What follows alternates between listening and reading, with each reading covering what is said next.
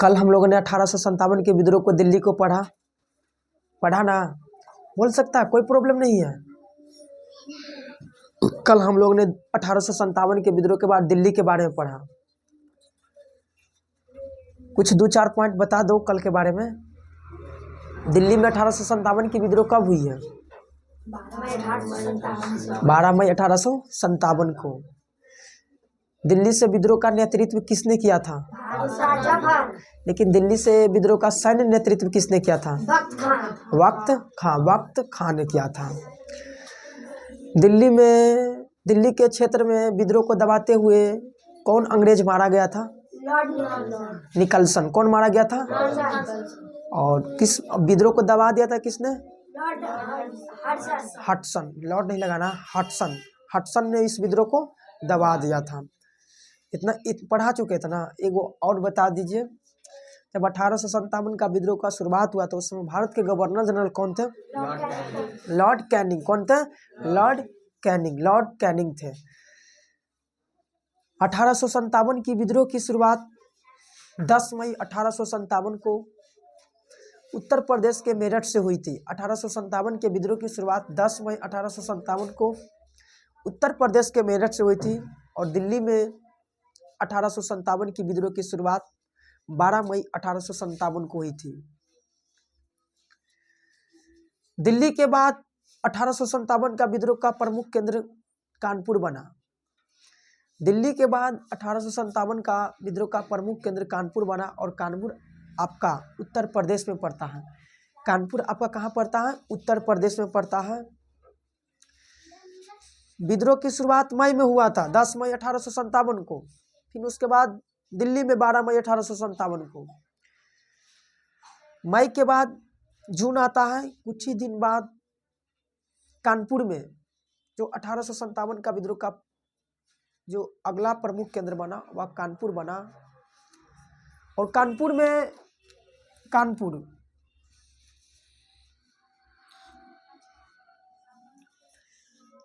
1857 की विद्रोह की शुरुआत जून के प्रथम सप्ताह 1857 में हुई है।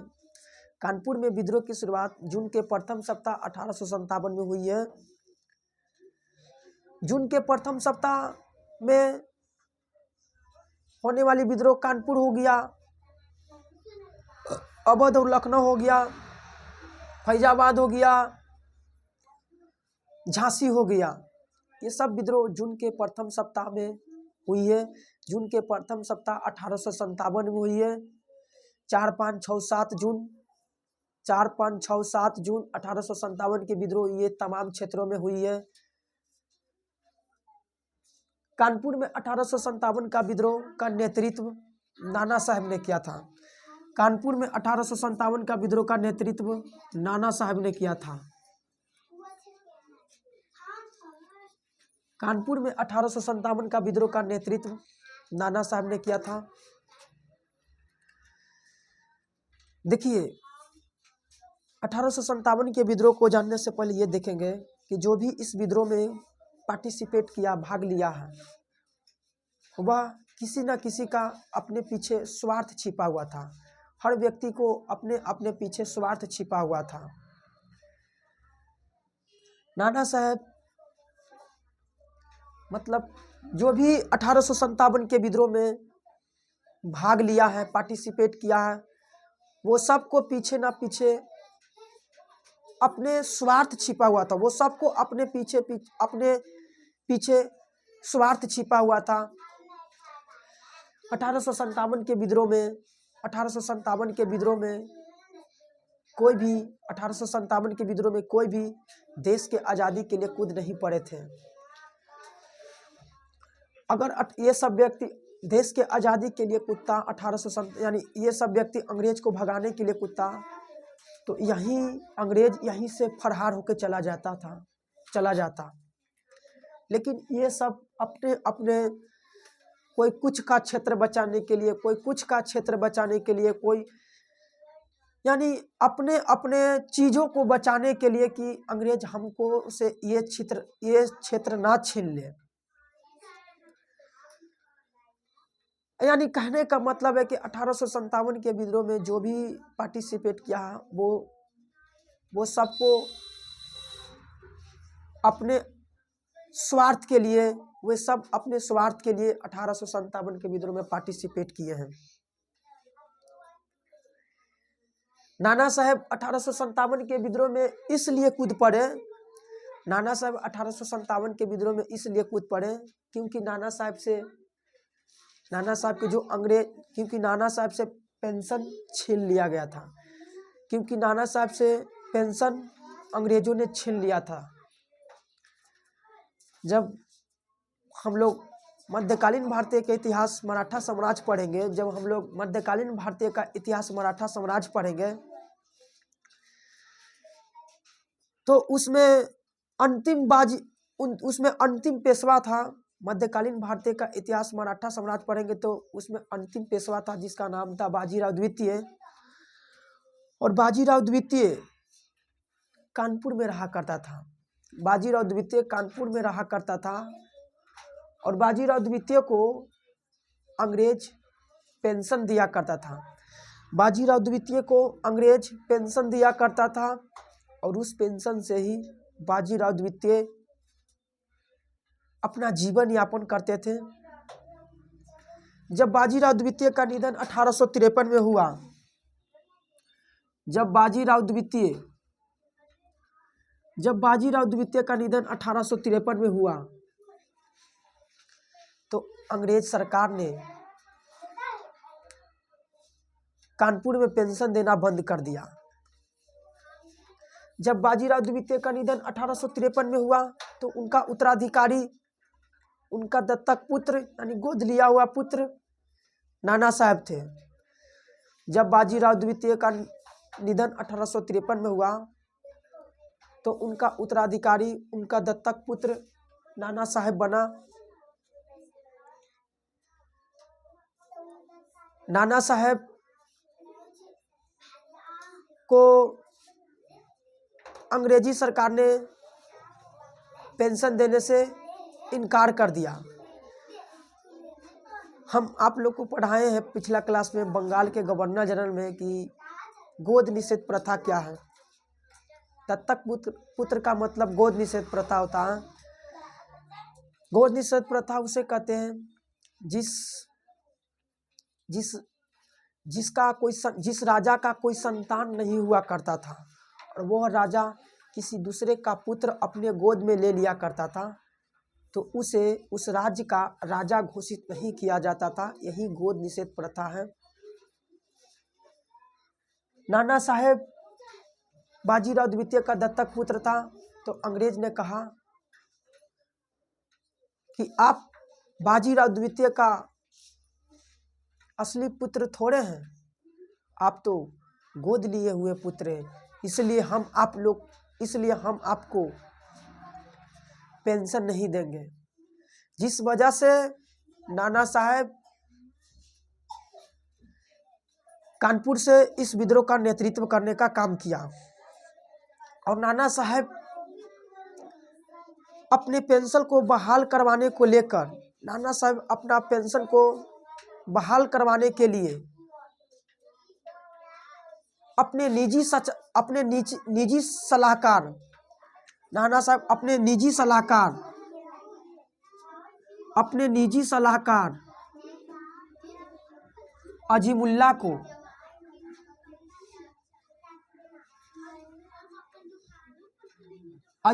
को पेंशन बहाल करवाने के लिए लंदन भेजा और अजीमुल्ला को बोला कि जाओ लंदन मेरे पेंशन को बहाल करवा लो, पेंशन बहाल करवा दो। अजीमुल्ला नाना साहब के पेंशन बहाल करवाने को लेकर लंदन गए और अंग्रेज लोग तो लंदन वाले थे ही, लंदन में रहते थे ही, लेकिन नाना साहब को पेंशन करवाने में अजीमुल्ला असफल रहा। क्या रहा? असफल रहा। पेंशन बहाल नहीं करवा पाया, पेंशन बहाल नहीं करवा पाया।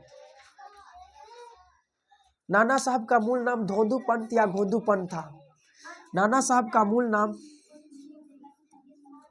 धोंदू पंत या घोंदू पंत था। नाना साहब का मूल नाम धोंदू पंत या घोंदू पंत था। और देखिए कानपुर से 1857 के विद्रोह की शुरुआत भले ही नाना साहब ने किया था, लेकिन कानपुर से 1857 के विद्रोह में सैन्य नेतृत्व यानी कानपुर से सैन्य नेतृत्व इस विद्रोह का तात्या टोपे ने किया था। सैन्य नेतृत्व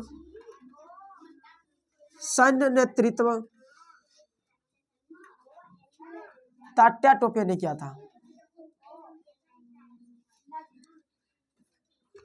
तात्या टोपे ने किया था। तात्या टोपे का मूल नाम रामचंद्र पांडुरंग था। रामचंद्र पांडुरंग था। रामचंद्र पांडुरंग था। तात्या टोपे का मूल नाम रामचंद्र पांडुरंग था। देखिए तात्या टोपे के बारे में कहा जाता है, तात्या टोपे एकमात्र ऐसे सैनिक हुए, तात्या टोपे एकमात्र ऐसे नेता हुए जो अपने मित्र के धोखाधड़ी के कारण मारे गए। तात्या टोपे के बारे में कहा जाता है कि 1857 के विद्रोह में अपने मित्र के धोखाधड़ी के कारण से मारे गए। और तात्या टोपे का मित्र था मानसिंह। तात्या टोपे का मित्र था जिसका नाम था मानसिंह। तात्या टोपे का मित्र था जिसका नाम था मानसिंह। मानसिंह और तात्या टोपे आपस में मित्र थे। मानसिंह ग्वालियर के सिंधिया परिवार से संबंधित थे। मानसिंह ग्वालियर के सिंधिया परिवार से संबंधित है। मानसिंह ग्वालियर के सिंधिया परिवार से संबंधित है। और देखो 1857 के विद्रोह में अगर सबसे ज्यादा कोई देसी रियासत गद्दारी किया है तो ग्वालियर के सिंधिया परिवार किया है। सबसे ज्यादा अगर कोई अंग्रेज को सपोर्ट किया है, सहायता किया है, दिया है, मदद किया है तो वह ग्वालियर के सिंधिया परिवार ने किया है अंग्रेजों को। अगर ग्वालियर के सिंधिया परिवार में साथ नहीं देता तो इस विद्रोह या अंग्रेज यह से इस विद्रोह को, यानी कहने का मतलब है कि अगर ग्वालियर के सिंधिया परिवार ने इस समय अंग्रेज का मदद ना करता तो इस विद्रोह को तात्या टोपे दबा देता और अंग्रेज को खत्म यहीं से कर देता। लेकिन आपसी एकता ही कमी नहीं था भारत में। और ग्वालियर के सिंधिया परिवार से ही मानसिंह संबंधित थे। ग्वालियर के सिंधिया परिवार से ही मानसिंह थे। मानसिंह तात्या टोपे के बारे में सब कुछ जानता था। एक बात मानसिंह तात्या टोपे के बारे में जानता था। तात्या टोपे के बारे में सब कुछ जानता था। मानसिंह ने अंग्रेजों की सूचना दे दिया कि तात्या टोपे कहाँ है, तात्या टोपे को कैसे मारा जाए। मानसिंह की सूचना पर अंग्रेजों ने तात्या टोपे को पकड़ लिया और मौत का घाट उतार दिया अंग्रेज ने। जब विद्रोह दबने के कगार पर था, नाना साहेब भागकर नेपाल चले गए। जब विद्रोह दबने के कगार पर था, नाना साहेब भागकर नेपाल चले गए। नाना साहेब भागकर नेपाल चले गए। लेकिन फिर भी तात्या टोपे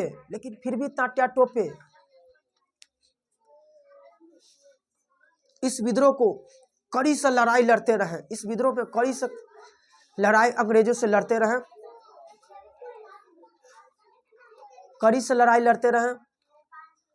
फिर मानसिंह ने तात्या टोपे के बारे में सब कुछ बतला दिया और तात्या टोपे को अंग्रेज ने मौत का घाट उतार दिया। मानसिंह और तात्या टोपे मित्र थे। इस वजह से तात्या टोपे मारे गए। अर्थात 1857 के विद्रोह के एकमात्र ऐसे नेता हुए जो अपने मित्र के धोखाधड़ी के कारण मारे गए, जिनका नाम क्या था? तात्या टोपे। तो पहले इतना याद कर लेते हैं, फिर मिटारेंगे ना। फिर 1857 के विद्रोह, यानी कानपुर में 1857 का विद्रोह का नेतृत्व किसने किया था? नाना साहब। कानपुर में 1857 का विद्रोह का नेतृत्व किसने किया था? नाना साहब। नाना साहब का मूल नाम क्या था? धोंदू पंत या घोंदू पंत। नाना साहब का मूल नाम क्या था? धोंदू पंत या घोंदू पंत।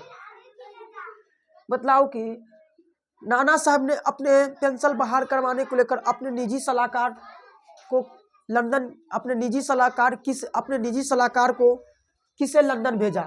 अजीमुल्ला को। नाना साहब अपना पेंशन बहाल करवाने के लिए अपने निजी सलाहकार किसे लंदन भेजा था? अजीमुल्ला को। किसे भेजा था? अजीमुल्ला को। कानपुर में विद्रोह का सैन्य नेतृत्व किसने किया था? तात्या टोपे। कानपुर में विद्रोह का सैन्य नेतृत्व किसने किया था? तात्या टोपे। देखिए, कानपुर में विद्रोह का नेतृत्व किया था नाना साहब, लेकिन सैन्य नेतृत्व कानपुर में किसने किया था? तात्या टोपे। किसने किया था? तात्या टोपे। और तात्या टोपे का मूल नाम क्या था? रामचंद्र पांडुरंग। तात्या टोपे का मूल नाम क्या था? रामचंद्र पांडुरंग। मतलब 1857 के विद्रोह में सबसे ज्यादा अंग्रेजों को सहारा देने वाला कौन था? ग्वालियर के सिंधिया परिवार। कौन था? ग्वालियर के सिंधिया परिवार। मानसिंह किस परिवार से संबंधित है? ग्वालियर के सिंधिया परिवार से संबंधित है। मानसिंह किस परिवार से संबंधित है? ग्वालियर के सिंधिया परिवार से संबंधित है। बोल ना, ठीक है। और बताओ, नाना साहब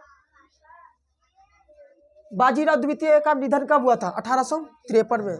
बाजीराव द्वितीय का निधन कब हुआ? एकमात्र ऐसे भारतीय नेता कौन है जो अपने 1857 के विद्रोह में अपने मित्र के धोखाधड़ी के कारण मारे गए? तात्या टोपे। तात्या टोपे। इतना हो गया ना? याद हो गया ना? लिखिए पहले, तब लिखते चलो।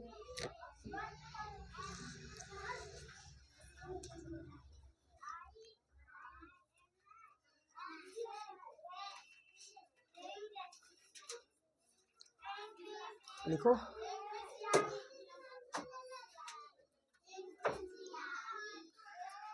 लिखो कानपुर। हेडिंग मारो कानपुर। हाँ, मारो कानपुर।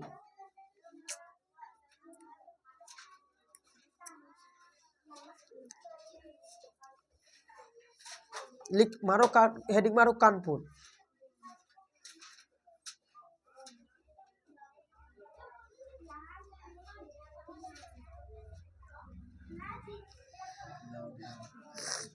कानपुर मार लिया जी? इतना देरी करता मारे में? लिखो, कानपुर से विद्रोह का कानपुर से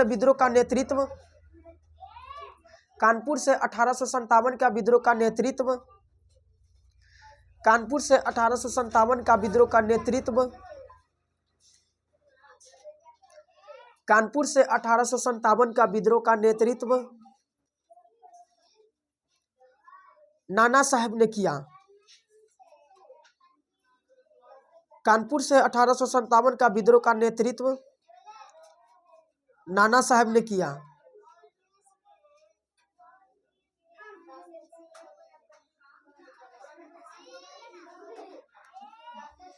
नाना साहब का मूल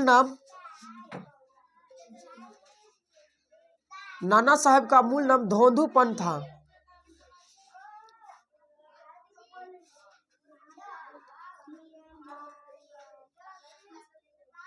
स्पीड लिखना थोड़ा। नाना साहब का मूल नाम धोंदू पंत था।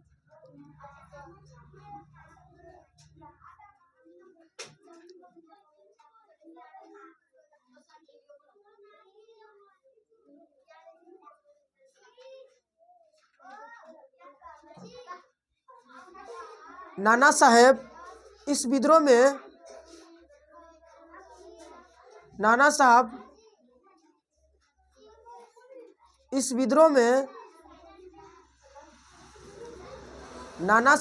विद्रोह में इसलिए कूद पड़े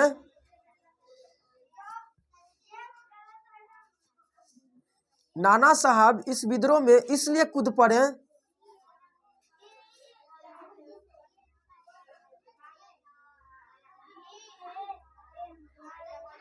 क्योंकि अंग्रेजी सरकार ने क्योंकि अंग्रेजी सरकार ने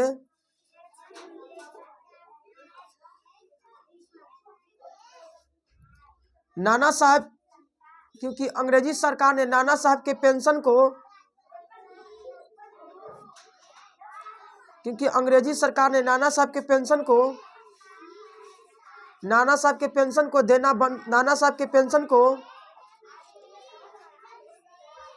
बंद कर दिया। नाना साहब के पेंशन को देना बंद कर दिया। नाना साहब के पेंशन को देना बंद कर दिया।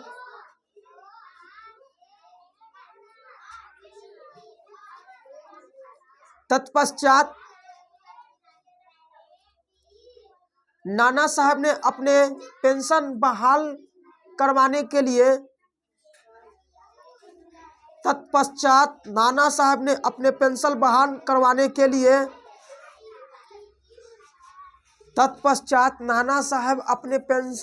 बहाल करवाने के लिए अपने निजी सलाहकार अजीमुल्लाह को अपने पेंशन बहाल करवाने के लिए अपने निजी सलाहकार अजीमुल्लाह को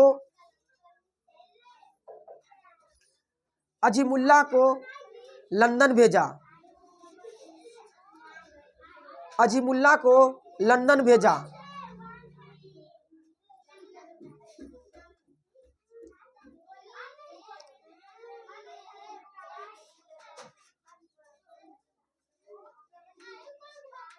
लंदन भेजा। लंदन भेजा लिखा जी। लेकिन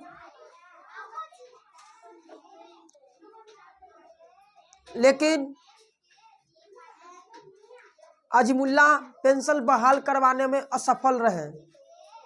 लेकिन अजीमुल्लाह पेंशन बहाल करवाने में असफल रहा। लेकिन अजीमुल्लाह पेंशन बहाल करवाने में असफल रहा।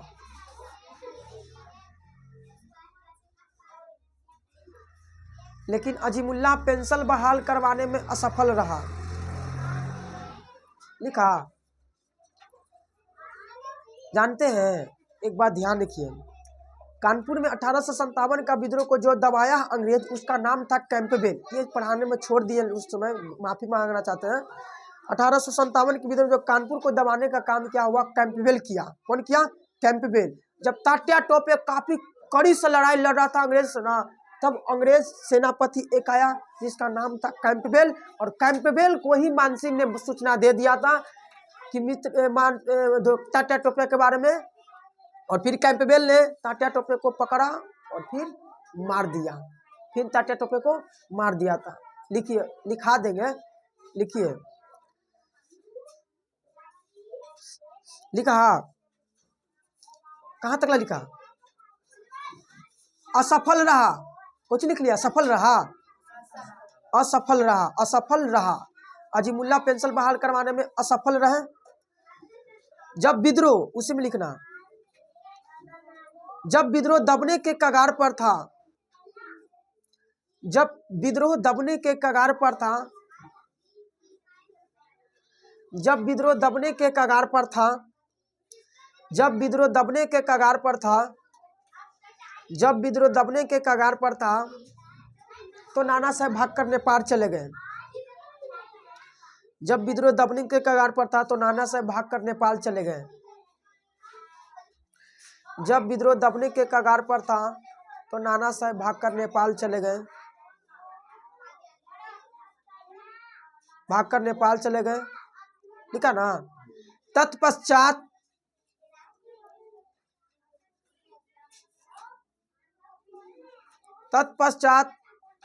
कानपुर से विद्रोह का सैन्य नेतृत्व, तत्पश्चात कानपुर से विद्रोह का सैन्य नेतृत्व, तत्पश्चात कानपुर से विद्रोह का सैन्य नेतृत्व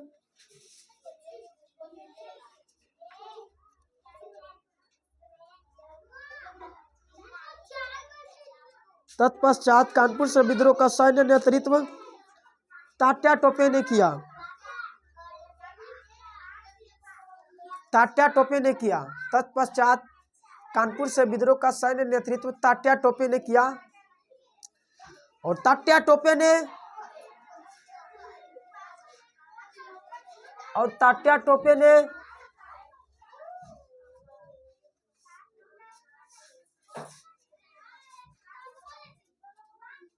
अंग्रेजों से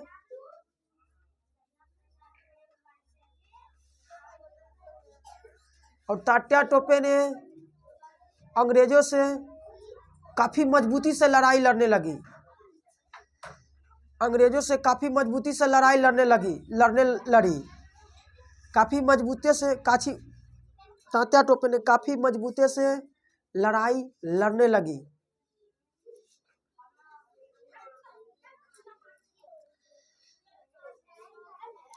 तात्या टोपे का मूल नाम रामचंद्र पांडुरंग था। तात्या टोपे का मूल नाम रामचंद्र पांडुरंग था।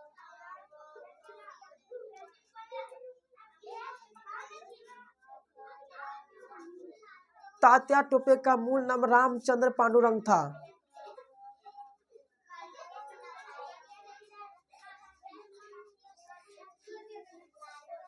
लिख लिया, उसी में लिखना। रामचंद्र पांडुरंग था। तात्या टोपे का मित्र मानसिंह था। अगला स्टार मार लो, उसी में बोले अगला स्टार मारो। तात्या टोपे का मित्र मानसिंह था। तात्या टोपे का मित्र मानसिंह था। तात्या टोपे का मूल नाम मानसिंह था। मित्र दोस्त कुछ लिखा है, मूल नाम बोल दिया है।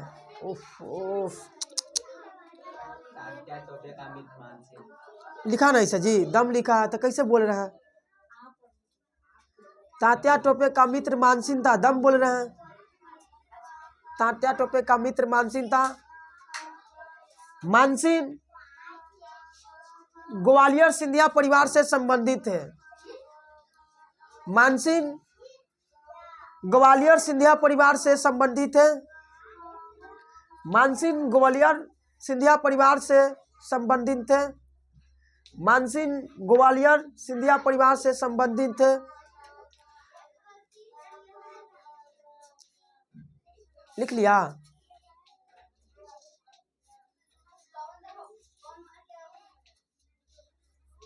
कहा जाता है कि उसी में कहा जाता है कि 1857 के विद्रोह में कहा जाता है कि 1857 के विद्रोह में बैठ के लिखे जी, लिखवा है।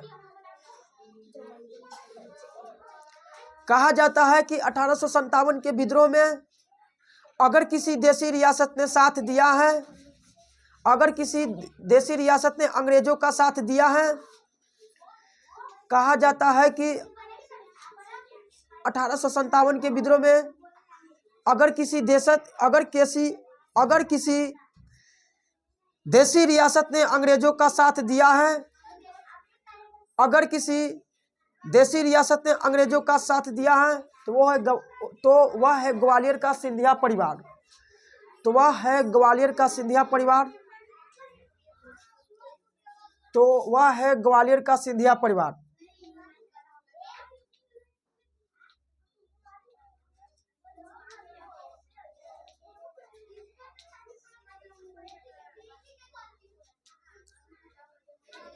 और तात्या टोपे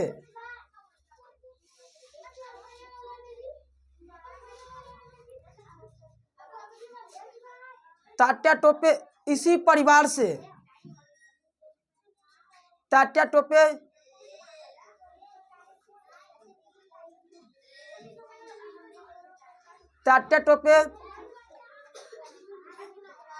इसी परिवार के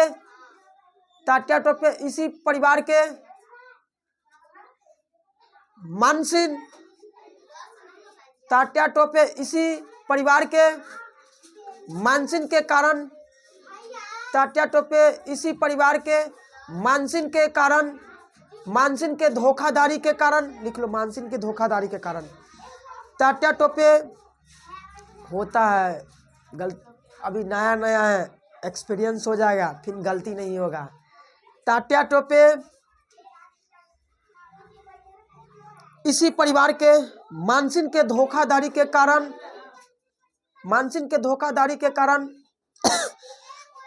मारे गए, मारे गए, मारे गए, मारे गए, मारे गए।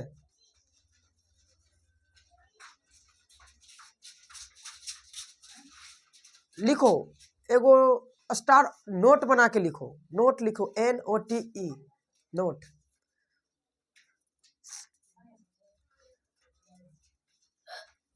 तात्या टोपे, हाँ तात्या टोपे 1857 के विद्रोह में, 1857 के विद्रोह में शहीद होने वाले, तात्या टोपे 1857 के विद्रोह में शहीद होने वाले एक ऐसे नेता हुए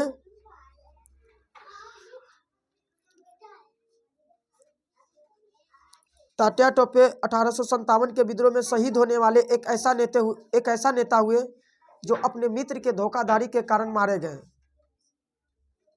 जो अपने मित्र के धोखाधड़ी के कारण मारे गए, जो अपने मित्र के धोखाधड़ी के कारण मारे गए।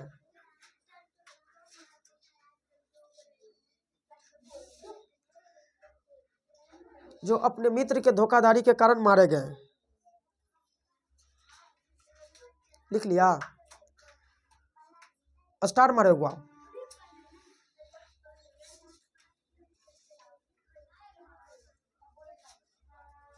मराठा साम्राज्य का अंतिम पेशवा, बढ़ाएंगे मध्यकालीन भारत चालू करेंगे इतिहास तब। बाजीराव मराठा साम्राज्य का अंतिम पेशवा, मराठा साम्राज्य का अंतिम पेशवा बाजीराव द्वितीय था। मराठा साम्राज्य का अंतिम पेशवा बाजीराव द्वितीय था।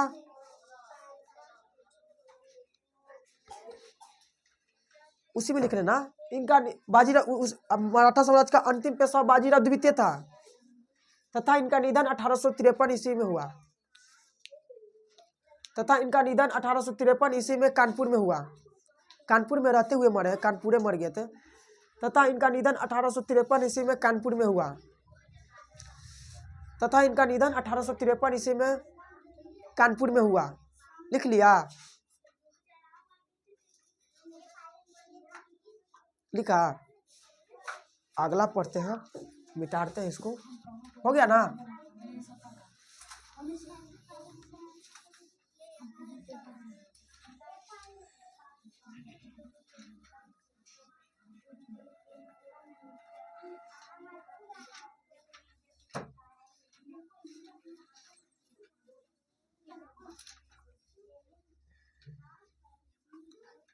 आज पढ़ाएंगे 3 बजे तक ना, 3 बजे तक नहीं पढ़ाएंगे।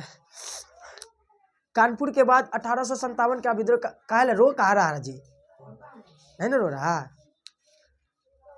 तो इन्हीं सन ज्यादा बदमाशी करता है, झूठ मूठ का कलम खाली थाम लेता है, पढ़ा रहे लेकिन क्या। देखो कानपुर के बाद 1857 का विद्रोह का प्रमुख केंद्र अवध और लखनऊ बना। अवध ये नहीं बतला जी, इस विद्रोह को लिखो। अरे ये तुम छोड़ दिए, दम गलत हो रहा हमसे।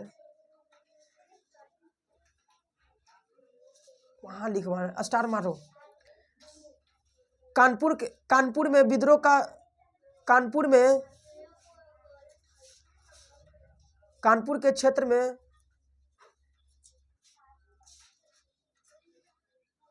क्षेत्र में कैंपबेल नामक अंग्रेज ने कानपुर के क्षेत्र में कैंपबेल नामक अंग्रेज ने कानपुर के क्षेत्र में कैंपबेल नामक अंग्रेज ने इस विद्रोह को दबा दिया। कैंपबेल नामक अंग्रेज ने इस विद्रोह को दबा दिया। इस विद्रोह को दबा दिया। लिख लिया। मैन सबसे इंपॉर्टेंट नहीं छोड़ रहा था। दम पूछता है 1857 के विद्रोह में कानपुर को कौन नामक अंग्रेज दबाया था? कैंपबेल। बता तो। सब कैमरा के चलते थोड़ा माफी चाहते हैं, तो ऑफलाइन रहता तो बता देते हैं। देखो, कानपुर के बाद अवध और लखनऊ, पता चलता है ना जी। देखो तो, अवध और लखनऊ पता चलता है ना, लिखा। कानपुर के बाद 1857 का विद्रोह का प्रमुख केंद्र अवध और लखनऊ बना। आज जिसे हम लोग देखो, अवध और लखनऊ, आज जिसे हम अयोध्या बोलते हैं, अयोध्या, उस नहीं, मैंने कहने का मतलब लखनऊ और अयोध्या के क्षेत्र को, लखनऊ और अयोध्या के क्षेत्र को पहले अवध बोला जाता था। लखनऊ और अयोध्या के क्षेत्र को पहले अवध बोला जाता था। पहले अवध बोला जाता था। अब अवध दो भाग में टूट गया। अयोध्या अलग हो गया, उत्तर प्रदेश में है, और लखनऊ अलग हो गया। पहले इन लखनऊ और अयोध्या के क्षेत्र को दो गो मिल के एगो कहलाता था कोची? अवध। अवध, अवध पढ़ा ना, जानकारी है ना अवध के बारे में? हाँ, अवध। अवध में इस विद्रोह का नेतृत्व बेगम हजरत महल ने किया था। अवध में इस विद्रोह का नेतृत्व बेगम हजरत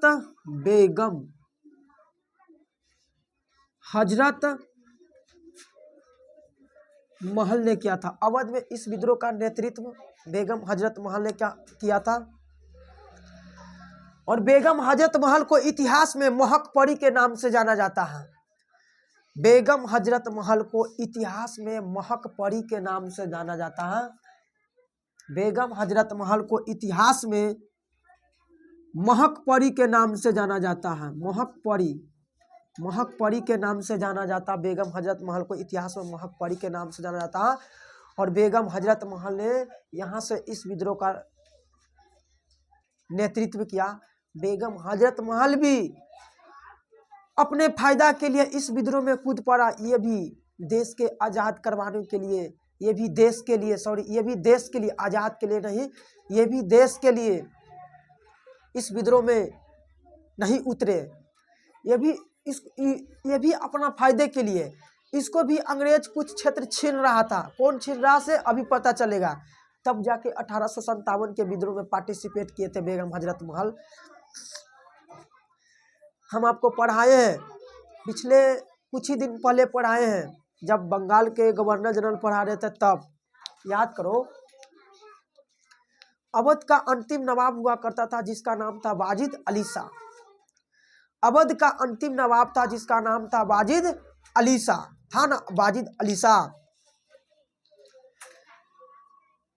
बेगम हजरत महल का विवाह, बेगम हजरत महल का विवाह अवध का नवाब वाजिद अली शाह के साथ हुआ था। और बेगम हजरत महल यानी वाजिद अली शाह का कहने का मतलब कि बेगम हजरत महल का कोई संतान नहीं था। ये वाजिद अली शाह का और बेगम हजरत महल का कोई संतान नहीं था।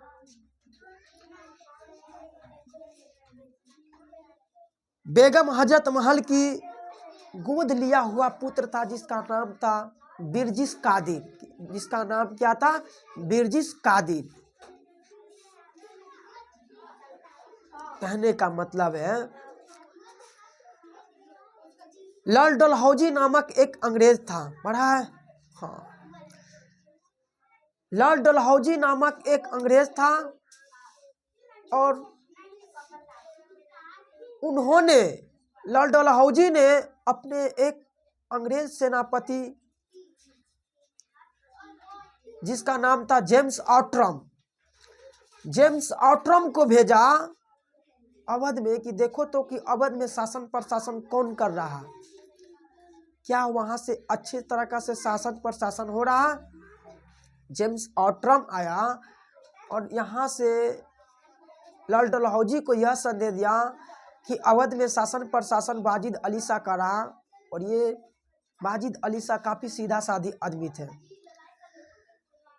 तो लॉर्ड डलहौजी ने वाजिद शाह अली के ऊपर कुप्रशासन का आरोप लगाया, मतलब कि तू गद्दी चलाने लायक शासक नहीं है। कुप्रशासन आरोप लगाते हुए अवध के पद से वाजिद अली शाह को हटा दिया और 1856 ईस्वी में ब्रिटिश साम्राज्य में अवध को अपने क्षेत्र में मिला लिया। 1856 ईस्वी में लॉर्ड डलहौजी ने अवध के क्षेत्र को अपने साम्राज्य में मिला लिया। ये पढ़ाए ना, पिछले क्लास पढ़ाए हैं। जिस वजह से बेगम हजरत महल अंग्रेजों से काफी गुहार करने लगा कि नहीं, हमको अवध दे दीजिए। अंग्रेज कहा कि नहीं, तुमको पता है अंग्रेज कहा कि नहीं देंगे। जिस वजह से अवध के क्षेत्र में इस विद्रोह का नेतृत्व बेगम हजरत महल और उसका पुत्र बिरजिस कादिर ने किया। और अवध में कहा जाता है अवध के बारे में कि सबसे ज्यादा अगर 1857 के विद्रोह में कोई लड़ाई लड़ा है तो अवध के क्षेत्र से लड़ा है। अवध के क्षेत्र से नेता तो नेता सही, गांव आम जनता भी अवध के क्षेत्र से पार्टिसिपेट किए 1857 के विद्रोह में लड़ाई लड़ने के लिए। हम लोग तुम लोग सब मिलकर अंग्रेजों से लड़ाई लड़ने के लिए लड़ रहे थे। अगर वही सब अपने अपने के लिए लड़ रहा है, मतलब तो नाना साहब अपने के लिए लड़े, बहादुर साहब अपने के लिए लड़ रहे थे, रानी लक्ष्मीबाई अपने के लिए, वही सब नेता एकजुट होकर अगर अंग्रेज को मार के भगा देता तो नहीं भाग जाता। तो आपने जिसको पर पड़ रहा है वही छा रहा है, क्यों नहीं सब मिलकर लपेट के भगा देते हैं अंग्रेज को, किसी पर पड़बे नहीं करेगा। तो जिसको पर पड़ रहा है वही छा रहा है, तो छा रहा है वही तो दिक्कत करबे करेगा। वो छाने का जरिया पकड़ो, उसको चूही न दो तो छानबे नहीं करेगा कोई। तो वही बात है, अवध में यहाँ की जनता भी इस विद्रोह में पार्टिसिपेट किया। सबसे ज्यादा 1857 के विद्रोह में सैनिक भाग लिया है तो वह अवध के क्षेत्र से लिया है। सबसे ज्यादा सैनिक यहाँ से टूट पड़े हैं और अवध में बहुत कस के, बहुत मजबूत से, काफी कठोरता पूर्वक से अंग्रेजों से लड़ाई लड़ा अवध के लोग। अवध के क्षेत्र से बेगम हजरत महल अंतिम तौर पर लड़ाई लड़ रहा था और यहाँ अवध के क्षेत्र में लॉरेंस, हैवलॉक इस विद्रोह को दबाने के लिए अवध के क्षेत्र में अपने अंग्रेज सेनापति लॉरेंस, हैवलॉक और कैंपबेल को भेजा। तीन अंग्रेज आया यहाँ दबाने के लिए, कैंपबेल को भेजा। इस विद्रोह को दबाने के लिए हैवलॉक, लॉरेंस और कैंपबेल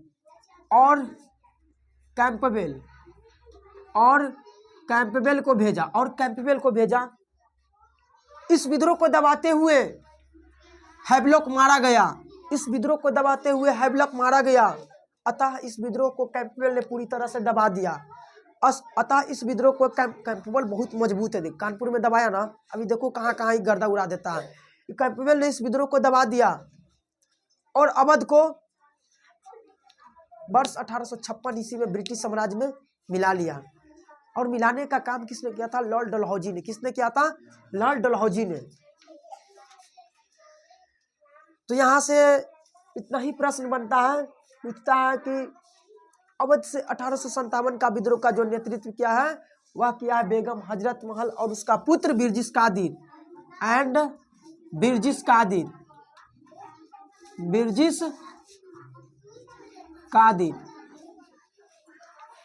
बेगम हजरत महल को इतिहास में महक परी के नाम से जाना जाता है। परीक्षा के लिहाज से क्या प्रश्न पूछा जाएगा, कंपटीशन के लिहाज से क्या पूछा जाएगा, यह पूछा जाएगा। अवध और लखनऊ में 1857 के विद्रोह की शुरुआत जून बतलाए ना पहले कि जून के प्रथम सप्ताह में कानपुर, अवध, लखनऊ, झांसी, ये सब जून के प्रथम सप्ताह मतलब 4, 5, 6, 7 जून को ही ये सब घटना घटा है। कोई 4 के, कोई 5 के, कोई 6 के, कोई 7 के, ये जून के प्रथम सप्ताह में हुआ। तो अवध और लखनऊ से 1857 का विद्रोह का नेतृत्व किसने किया था? बेगम हजरत महल और उसका पुत्र बिरजिस कादिर। बेगम हजरत महल और उसका पुत्र बिरजिस कादिर। बेगम हजरत महल को इतिहास में किस नाम से जाना जाता है? महक परी के नाम से जाना जाता है। किस नाम से जाना जाता है? महक परी के नाम से जाना जाता है। 1857 के विद्रोह में अवध और लखनऊ के क्षेत्र में कौन ऐसा अंग्रेज हो जो इस विद्रोह को दबा दिया? कैंपबेल। इस विद्रोह को दबाते हुए कौन अंग्रेज मारा गया? हैवलॉक। कौन मारा गया? हैवलॉक। अवध को ब्रिटिश साम्राज्य में कब मिलाया गया था? दिसंबर 1856 में। अवध को ब्रिटिश साम्राज्य में कब मिलाया गया था? दिसंबर 1856 में। 1856 में ब्रिटिश साम्राज्य में कब मिलाया गया? 1856 में। अवध का अंतिम नवाब कौन था? वाजिद अली शाह। कौन था? वाजिद अली शाह। और अवध कौन था? वाजिद अली शाह। बस। और सबसे ज्यादा कोई अगर 1857 के विद्रोह में जहां से सैनिक शामिल हुआ है वह किस क्षेत्र से हुआ है? अवध से हुआ है। किस क्षेत्र से हुआ?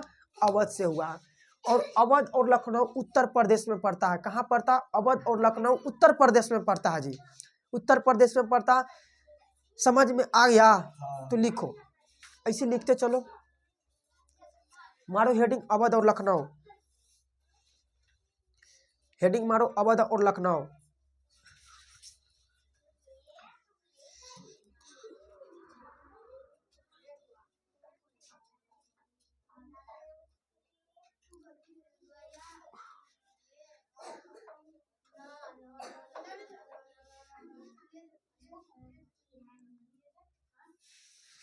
ओहो,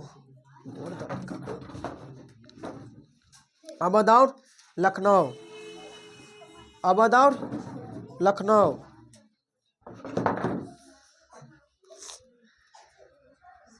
हाँ, सब 1857 के विद्रोह है। लॉर्ड मिंटो द्वितीय के शासनकाल कब से कब है बताओ?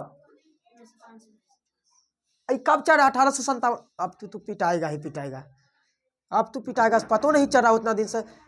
ध्यान से कुछ बोलेंगे, कैमरा में नहीं बोलेंगे अभी, लेकिन पता नहीं चल रहा। 1857 की विद्रोह बार बार बक रहे हैं, बार बार बक रहे हैं। कैसन दिमाग है इसको बताओ। लिखो लिखो लिखो लिखो, और तो नहीं के बढ़िया से डीप में समझा सकते हैं हम। लिखो, लौक रहे हैं जी, देखो तो ना ना, जाए दो, खड़ा हो गए कभी कभी। लिखो ना, जाए तो छोड़ दो, लिखो ना। गोर दर्द कर रहा है, कैमरा वाला है, कैमरा भाइयों लोग लिखो।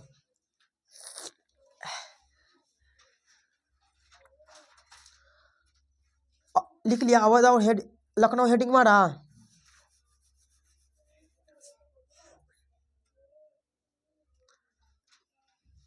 लिखो,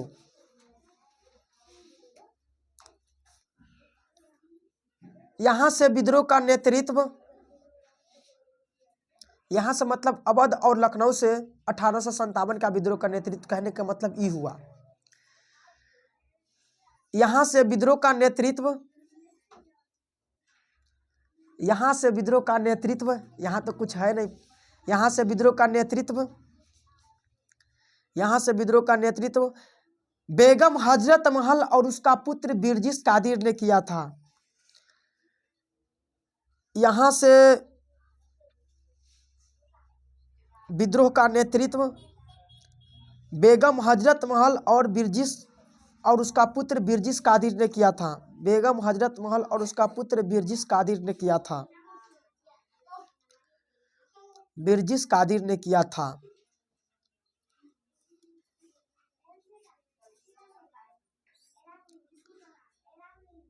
और जानता, ये बता चुके ना कि जब ये बताए ना, जब विद्रोह दबने के कगार पर था तो बेगम हजरत महल भाग कर चल गया था नेपाल, बताए ना, बेगम हजरत भाग कर कहाँ चल गया था, नेपाल। बिरजिस कादिर ने किया था। बेगम हजरत महल को इतिहास में महक परी के नाम से जाना जाता है। बेगम हजरत महल को इतिहास में, बेगम हजरत महल को इतिहास में महक परी के नाम से जाना जाता है। बेगम हजरत महल को इतिहास में महक परी के नाम से जाना जाता है। बेगम हजरत महल को इतिहास में महक परी के नाम से जाना जाता है। लिख लिया?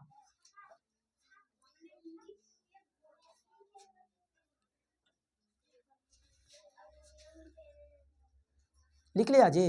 महक परी के नाम से जाना जाता है।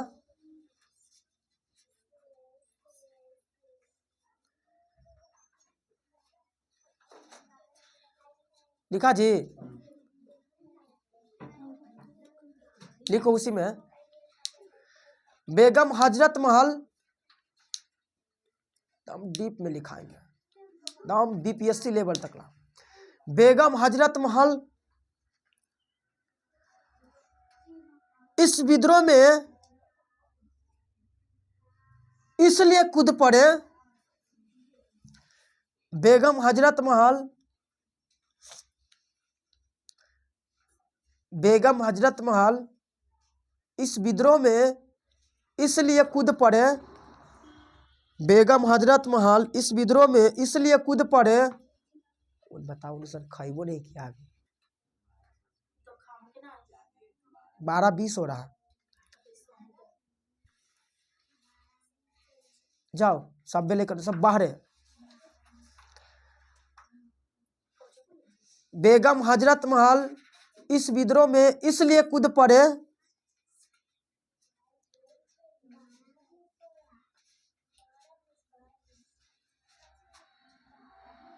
क्योंकि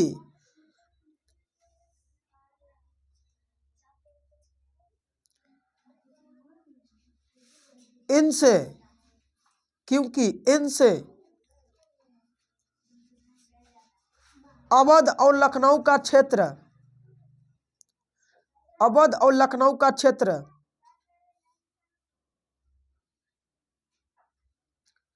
अवध और लखनऊ का क्षेत्र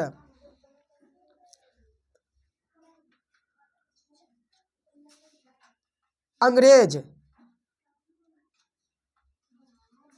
अवध और लखनऊ का क्षेत्र अंग्रेज छीन लिए थे।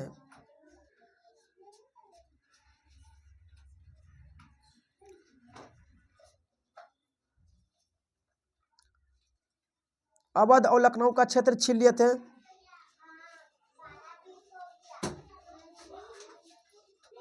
उसे भी लिखो, अवध और लखनऊ का क्षेत्र छीन, अवध और लखनऊ का क्षेत्र छीन लिए थे। लिख लिया यहां तक ला? अवध का अंतिम नवाब, उसे भी लिखना, अवध का अंतिम नवाब, अवध का अंतिम नवाब उठ जाए का? उठते हैं, खाली थोड़ा बहुत अभी बैठे हैं। अवध का अंतिम नवाब वाजिद अली शाह थे। अवध के अंतिम नवाब वाजिद अली शाह थे। अवध के अंतिम नवाब वाजिद अली शाह थे।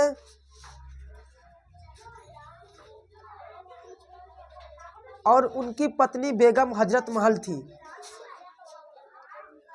और उनकी पत्नी बेगम हजरत महल थे। अवध के अंतिम नवाब वाजिद अली शाह थे। देखो जी, वाजिद अली शाह, वाजिद अली शाह थे, वाजिद अली शाह थे। और उनकी पत्नी बेगम हजरत महल थी, और उनकी पत्नी बेगम हजरत महल थी। लिखा?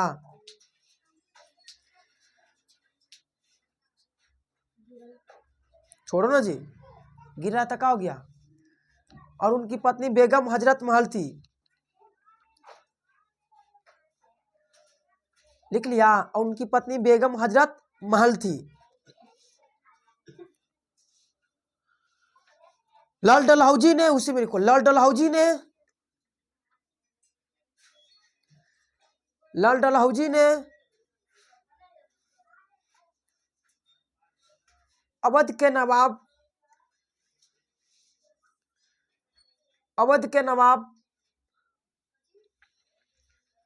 वाजिद अली शाह के ऊपर कुप्रशासन का आरोप लगाया। वाजिद अली शाह के ऊपर कुप्रशासन का आरोप लगाया। वाजिद अली शाह के ऊपर कुप्रशासन का आरोप लगाया। वाजिद अली शाह के ऊपर कुप्रशासन का आरोप लगाया। वाजिद अली शाह के ऊपर कुप्रशासन का आरोप लगाया। और आरोप लगाते हुए और आरोप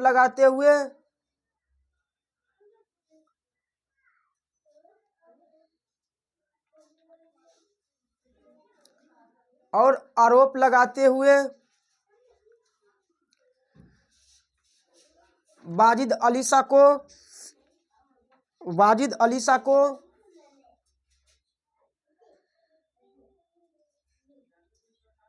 आरोप लगाते हुए वाजिद अली शाह को अवध से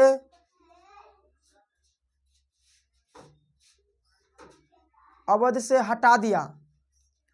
अवध से हटा दिया।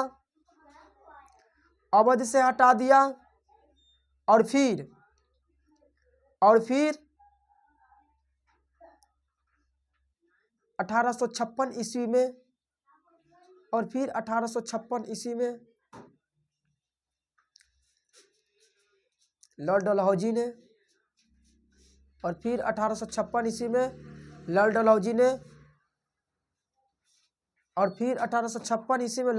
ने अवध को ब्रिटिश साम्राज्य में मिला दिया।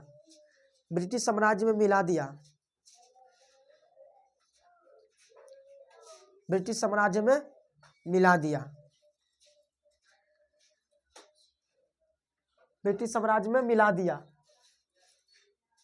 मिला दिया। कैंपबेल दबा दिया, ये लिखा दिया नहीं ना। इस यहाँ से अवध से कैंपबेल नामक अंग्रेज दबा दिया। और नहीं लिखा है, लिखो।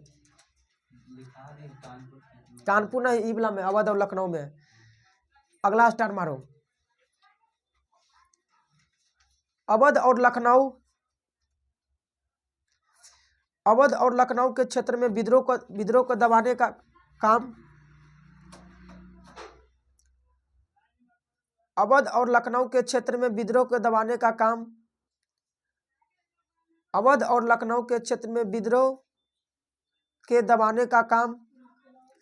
अवध और लखनऊ के क्षेत्र में विद्रोह को दबाने का काम कैंपबेल नामक अंग्रेज ने किया। अवध और लखनऊ के क्षेत्र में विद्रोह को दबाने का काम कैंपबेल नामक अंग्रेज ने किया। चू करेगा, मारेगा ना। कैंपबेल नामक अंग्रेज ने किया। फिर से तोर घरे या अब लिखेगा। कैंपबेल नामक अंग्रेज ने किया। इस विद्रोह को दबाते हुए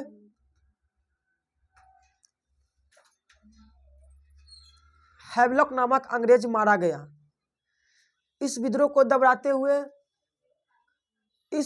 दबाते हुए हैवलॉक नामक अंग्रेज मारा गया।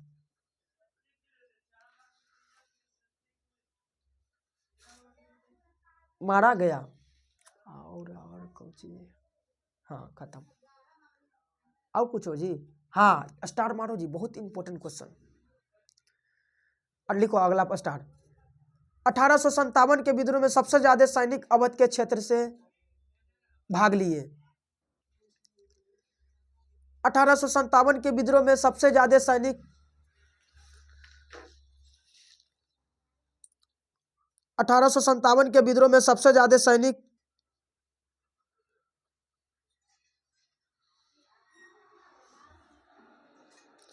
1857 के विद्रोह में सबसे ज्यादा सैनिक अवध के क्षेत्र से भाग लिए।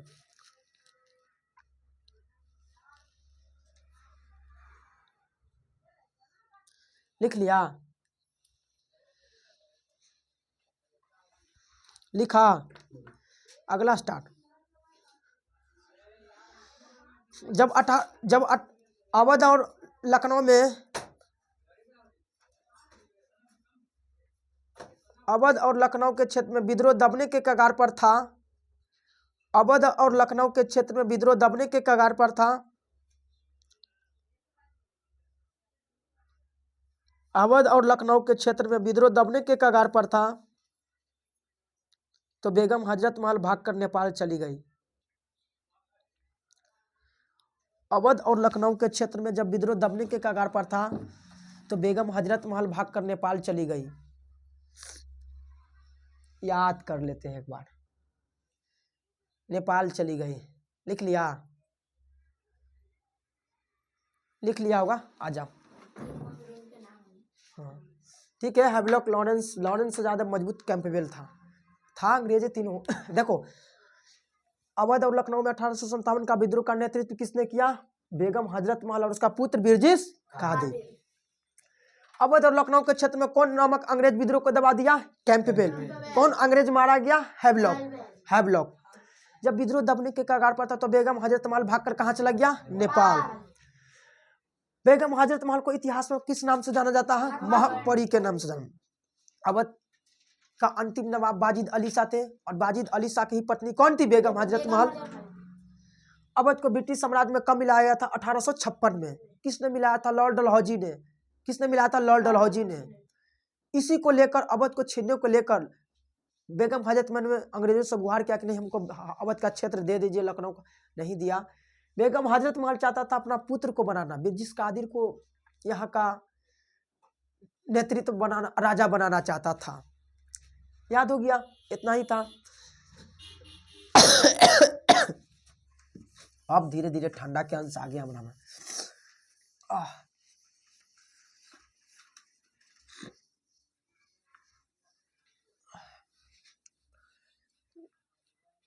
अवध के बाद अवध और लखनऊ देखिए, कानपुर देखें, इसके बाद अब फैजाबाद देखते हैं। क्या? फैजाबाद।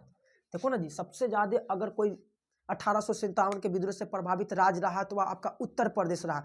सब उत्तर प्रदेश बता रहे हैं, अभी पता चल रहा है। कानपुर उत्तर प्रदेश, अवध लखनऊ उत्तर प्रदेश, फैजाबाद भी उत्तर प्रदेश।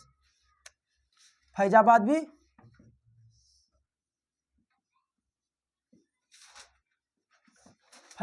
कहाँ? उत्तर प्रदेश। देखो, फैजाबाद, आज हम जिसको फैजाबाद, आज जिसको हम अयोध्या कहते हैं, अयोध्या को पहले किस नाम से जाना जाता था? फैजाबाद के नाम से जाना जाता था। अयोध्या को पहले किस नाम से जाना जाता था? फैजाबाद को। फैजाबाद का ही अब हम फैजाबाद को अयोध्या के नाम से जाने लगे हैं। अब पहले अयोध्या नहीं, पहले फैजाबाद के नाम से जाना जाता था। पहले फैजाबाद के नाम से जाना जाता था। तो ये जानकारी देना बहुत जरूरी था। देखो, फैजाबाद से 1857 का विद्रोह का नेतृत्व मौलवी अब्दुल्ला शाह ने किया। मौलवी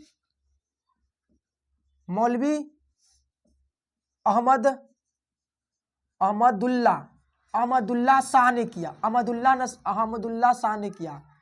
फैजाबाद से 1857 का विद्रोह का नेतृत्व मौलवी अहमदुल्ला शाह ने किया।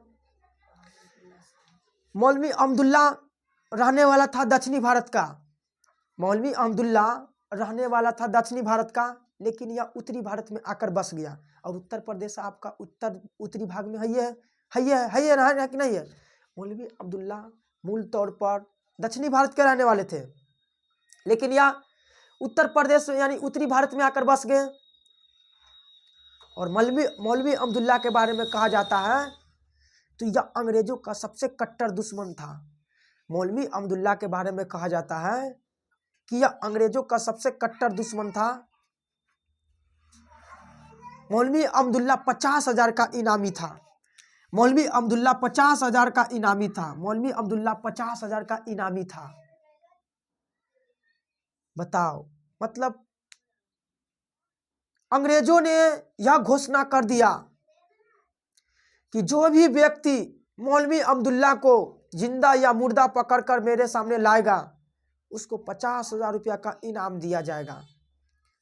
इतना खौफ जगा रखा था मौलवी अब्दुल्ला अंग्रेजों को। मौलवी अब्दुल्ला भी इस विद्रोह में देश के लिए नहीं कूद पड़े या अपने फैजाबाद के क्षेत्र को बचाने के लिए कूद पड़े, तो देखो पढ़ते जा रहा है तो समझ में आता भी जाता होगा कि कोई भी 1857 के विद्रोह में भाग लिया है तो वह देश के लिए नहीं लिया। कोई देश के लिए लिया? अगर देश के लिए लेता तो मौलवी अब्दुल्ला भी साथ रहता, नाना साहब भी साथ रहता, बेगम हजरत उमर भी साथ रहता, सब भी साथ रहता ना, और एक साथ मिलकर सबको अंग्रेज को भगा देता।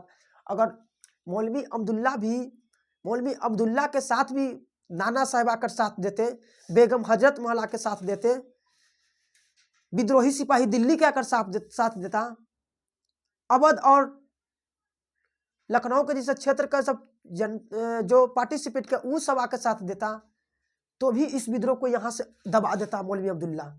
मौलवी अब्दुल्ला इतना खतरनाक था, इस विद्रोह को इस समय भी मौलवी अब्दुल्ला दबा देता और अंग्रेज का पतन कर देता। लेकिन फिर कोई नहीं दे रहा, जिसको परचूरा वही छा रहा, यानी अंग्रेज सबको टच करते जा रहा, टॉर्चर करते जा रहा, छीन ले रहा।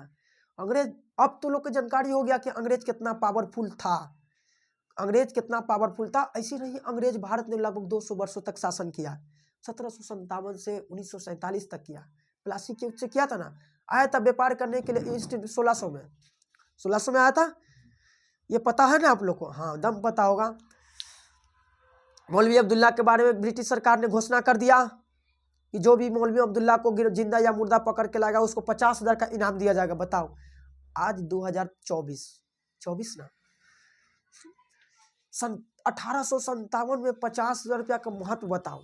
200 साल पहले 50,000, आज के डेट में 50 लाख, आज के डेट में 50 लाख तो कह सकते हैं ना, एकदम कह सकते हैं, आज के डेट में 50 लाख कह सकते हैं। और मौलवी अब्दुल्ला फैजाबाद से 1857 के विद्रोह में नेतृत्व किया। मौलवी अब्दुल्ला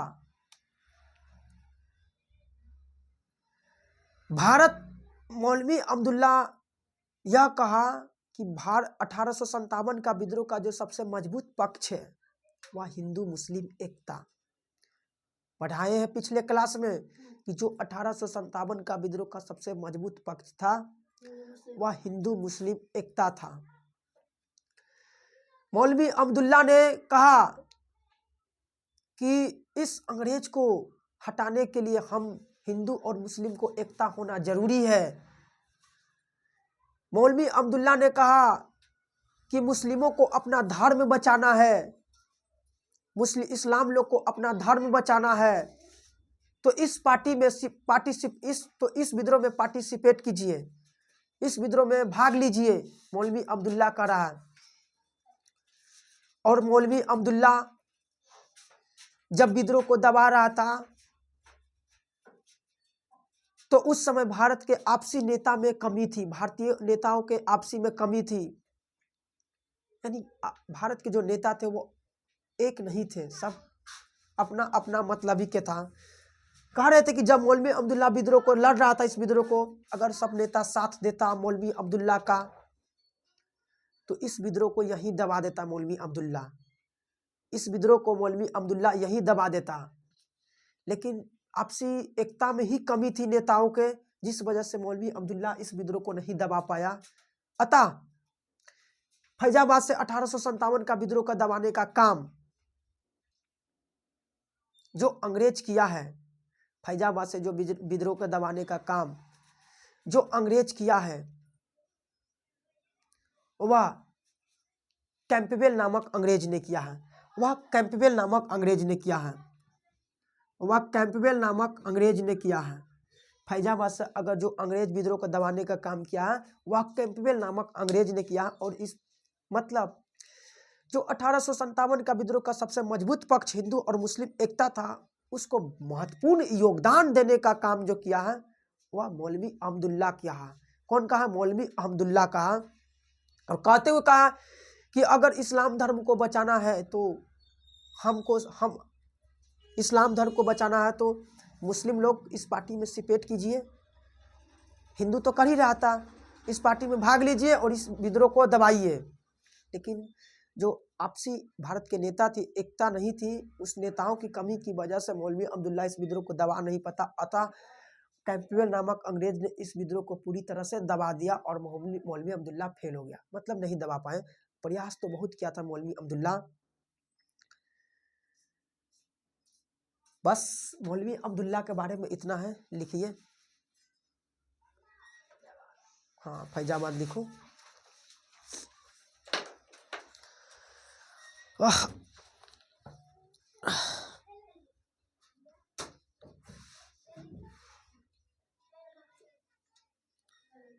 लिखो फैजाबाद।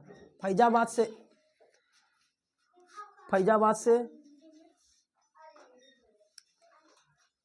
विद्रोह का नेतृत्व, फैजाबाद से विद्रोह का नेतृत्व, फैजाबाद से विद्रोह का नेतृत्व, फैजाबाद से विद्रोह का नेतृत्व मौलवी अब्दुल्ला शाह ने किया है।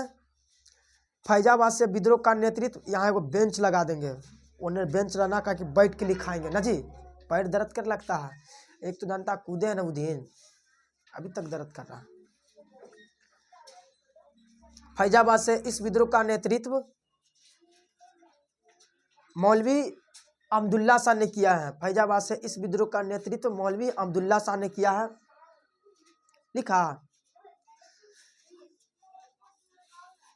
मौलवी अब्दुल्ला मूल तौर पर, फैजाबाद को लिखा देना चाहता, वर्तमान समय में अयोध्या का जाता, अगला स्टार मार के लिखा देंगे। मौलवी अब्दुल्ला मूल तौर पर दक्षिणी भारत के रहने वाले थे। मौलवी अब्दुल्ला मूल तौर पर मौलवी अब्दुल्ला मूल तौर पर दक्षिणी भारत के रहने वाले थे। मौलवी अब्दुल्ला मूल तौर पर दक्षिणी भारत के रहने वाले थे, लेकिन यह उत्तरी भारत में आकर बस गए। लेकिन ये उत्तरी भारत में आकर बस गए। लेकिन ये उत्तरी भारत में आकर बस गए।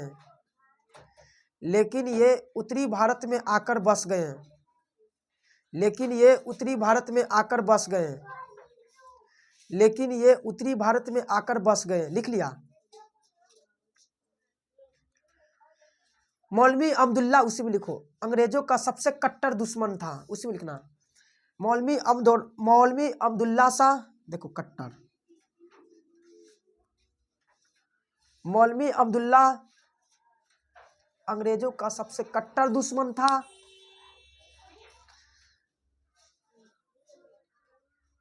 कट्टर का मतलब समझ में आता है जी? कोई बताएगा? कौन? खतरनाक, वही बात है। मौलवी अब्दुल्ला अंग्रेजों का सबसे कट्टर दुश्मन था।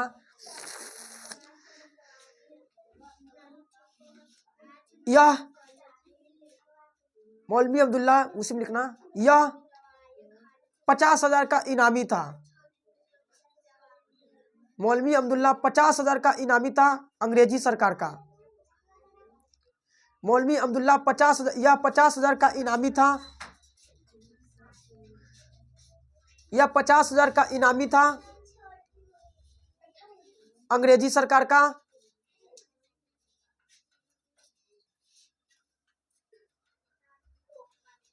और यह 50,000 इनामी था अंग्रेजी सरकार का।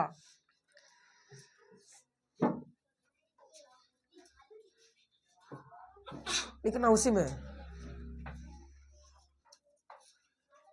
फैजाबाद से विद्रोह को दबाने का काम, फैजाबाद से विद्रोह का दबाने का काम, फैजाबाद से विद्रोह का दबाने का काम कैंपबेल नामक अंग्रेज ने किया। कैंपबेल कितना खतरनाक है। कैंपबेल, फैजाबाद से विद्रोह का दबाने का काम कैंपबेल नामक अंग्रेज ने किया। कैंपबेल नामक अंग्रेज ने किया। लिखा, फैजाबाद से विद्रोह का दबाने का काम कैंपबेल नामक अंग्रेज ने किया।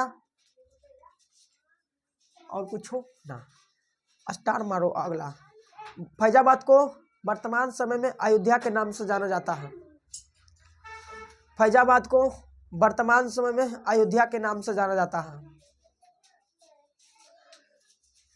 अयोध्या कहाँ है? उत्तर प्रदेश में, पता है ना, सब पता है ना। हाँ, फैजाबाद को वर्तमान समय में अयोध्या के नाम से जाना जाता है। हाथ दर्द नहीं ना कर रहा सबके अभी? अभी कहाँ से करेगा?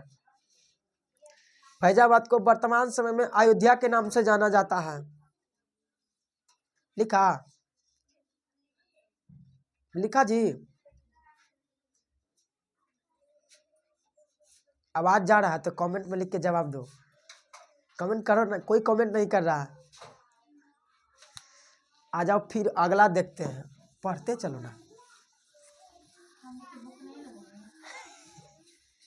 नहीं नोएट हम खाए अभी तक ना जी, अभी आधा घंटा हुआ है। अभी कहाँ जा रहे? अभी टाइम हुआ कि ये भूख खा के काहे नहीं आई? तोर गलती है। खा के नहीं आया तोर गलती है। आ जाओ ना, अब लंबा चलेगा। झांसी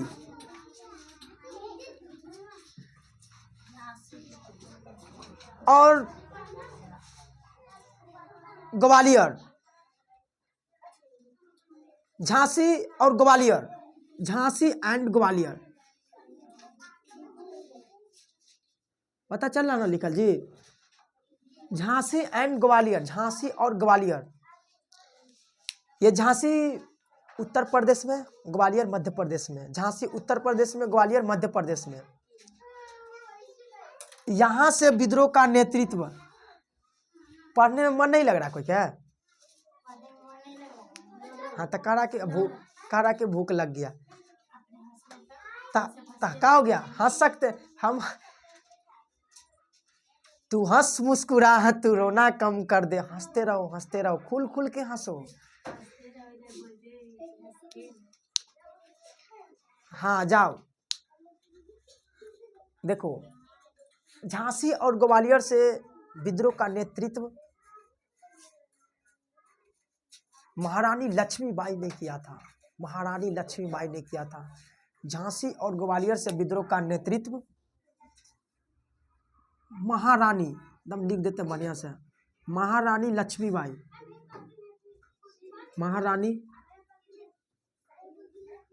महारानी लक्ष्मीबाई ने किया था। झांसी और ग्वालियर से विद्रोह का नेतृत्व, काहे हंस रहा? मारेंगे फिर दांत तोड़ देंगे। झांसी और ग्वालियर से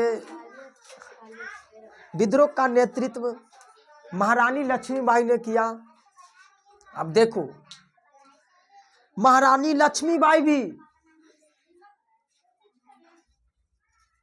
देश के लिए इस लड़ाई में विद्रोह में कूद नहीं पड़ा। देखो सब अपने अपने किसी ना किसी का पीछे किसी ना किसी के पीछे अपना स्वार्थ छिपा हुआ है, तब जाकर इस विद्रोह में कूद पड़ रहा। कोई देश के लिए कूद रहा, अंग्रेज तहस नहस कर रहा, किसी को पता नहीं चल रहा है कि देश को तहस नहस कर रहा। सिर्फ ये पता चल रहा है कि हमको क्षेत्र को तहस नहस कर रहा है, हम उससे लड़ते हैं, जीत लेते हैं और अपने राज्य को बचा लेते हैं।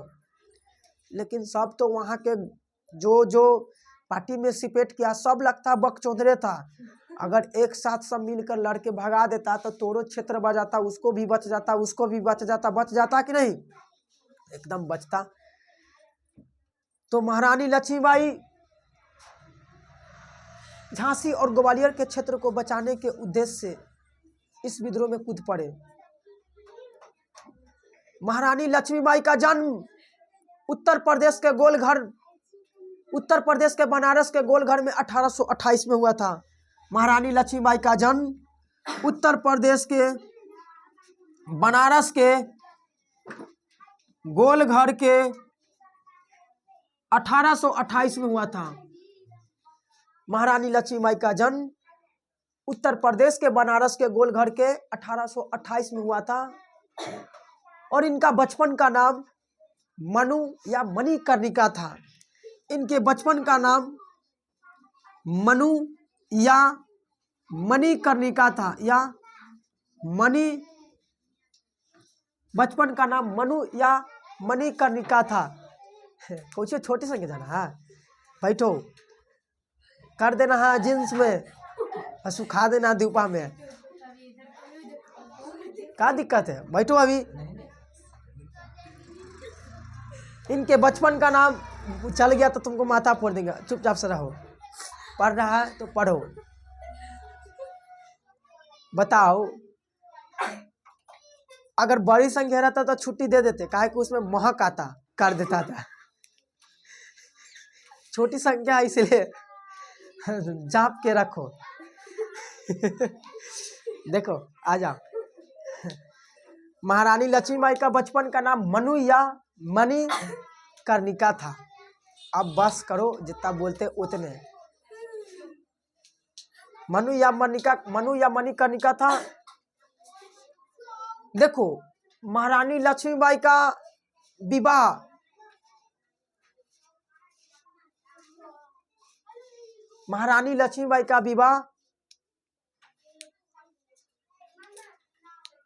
इनका विवाह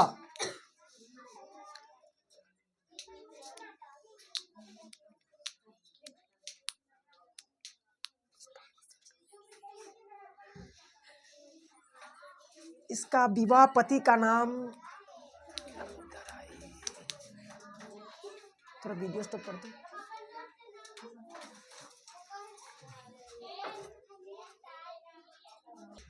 देखो, महारानी लक्ष्मीबाई का विवाह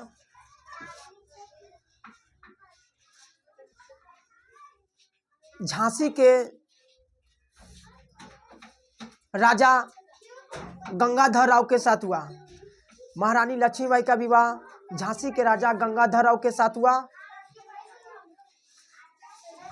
और देखिए, महारानी लक्ष्मीबाई का कोई अपना संतान नहीं था। महारानी लक्ष्मीबाई का कोई अपना संतान नहीं था, जिस वजह से महारानी लक्ष्मीबाई का अपना कोई संतान नहीं था और महारानी लक्ष्मीबाई किसी पुत्र का गोद लिया हुआ अपने पुत्र को अपने पुत्र के रूप में शामिल किया और उस पुत्र का नाम था दामोदर राव। महारानी लक्ष्मीबाई का कोई संतान नहीं था, अपना कोई संतान नहीं था। जो महारानी लक्ष्मीबाई का पुत्र था जिसका नाम था दामोदर राय, वह किसी दूसरे पुत्र का अपने पुत्र में गोद लिया हुआ था, दामोदर राय। इस वजह से अंग्रेज सरकार ने यह घोषित कर चुका था, और वो कौन सरकार था जिसका नाम था लॉर्ड डलहौजी। लॉर्ड डलहौजी ने कहा कि जिस राजा का पुत्र या जिस राजा का संतान अपना नहीं होगा वह उस राज्य का राजा नहीं कहलाएगा। गोद निषेध प्रथा इसी के तो होता है। लॉर्ड डलहौजी ने यह बात बोला था। और जो दामोदर राव था वह महारानी लक्ष्मीबाई का अपना संतान नहीं था। महारानी लक्ष्मीबाई का अपना संतान दामोदर राव नहीं था, जिस वजह से अंग्रेज सरकार ने कहा कि नहीं, झांसी और ग्वालियर का क्षेत्र अब जो है अंग्रेज सरकार ने छीनने का काम किया। अंग्रेज सरकार ने छीनने का काम किया। और पता है, झांसी की रानी जो महारानी लक्ष्मीबाई थी, झांसी की रानी जो महारानी लक्ष्मीबाई थी, इस विद्रोह को करीब 1 साल तक लड़ाई, लगभग 1 वर्षों तक लड़ाई लड़ा। झांसी की रानी जो महारानी लक्ष्मीबाई थी यहाँ इस विद्रोह को करीब लगभग 1 वर्षों तक लड़ाई लड़ने का काम किया अंग्रेज से। और इस विद्रोह को दबाने के लिए जनरल हीरोज नामक अंग्रेज आया। इस विद्रोह को दबाने के लिए जनरल हीरोज नामक अंग्रेज आया और महारानी लक्ष्मीबाई ने जनरल हीरोज से काफी गुहार किया, अंग्रेजों से काफी गुहार किया कि नहीं, हमको झांसी और ग्वालियर का क्षेत्र दे दीजिए। लेकिन अंग्रेज सरकार ने देने से इनकार कर दिया। तत्पश्चात महारानी लक्ष्मीबाई इस विद्रोह को लड़ने के लिए कूद पड़े। इसके बाद महारानी लक्ष्मीबाई इस विद्रोह में भाग लिए, न तो अगर दे देता तो ये नहीं लड़ता। काहे लड़ता? नहीं लड़ता। और महारानी लक्ष्मीबाई लगभग 1 वर्षों तक जनरल ह्यूरोज से लड़ाई लड़ते रहा। उसके बाद महारानी लक्ष्मीबाई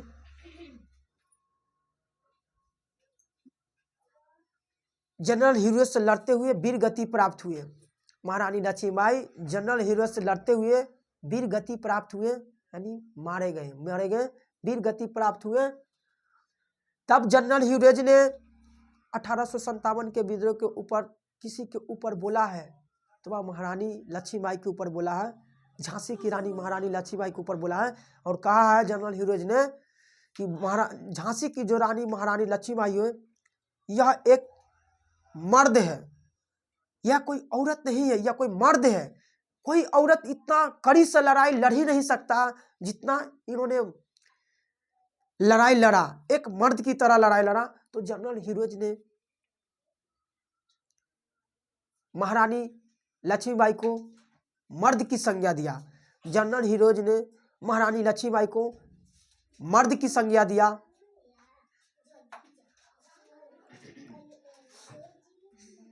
जब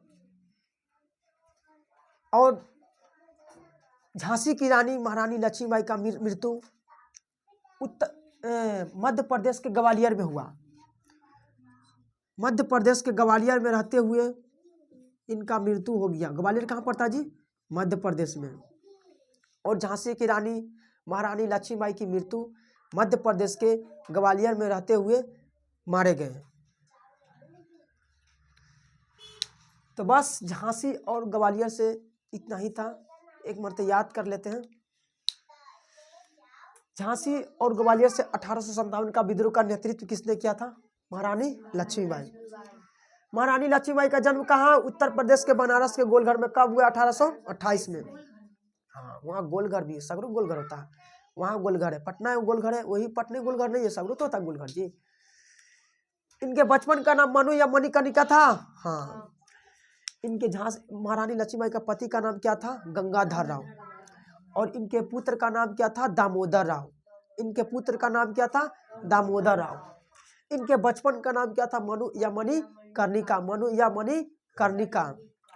और झांसी की रानी महारानी लक्ष्मीबाई की मृत्यु ग्वालियर के मध्य प्रदेश में हो गया। ग्वालियर के मध्य प्रदेश में हुआ कि नहीं हुआ? हाँ, तो लिखो, लिखना है,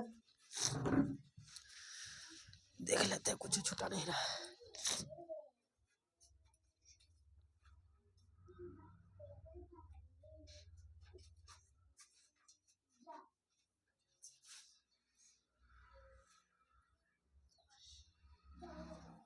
लिखो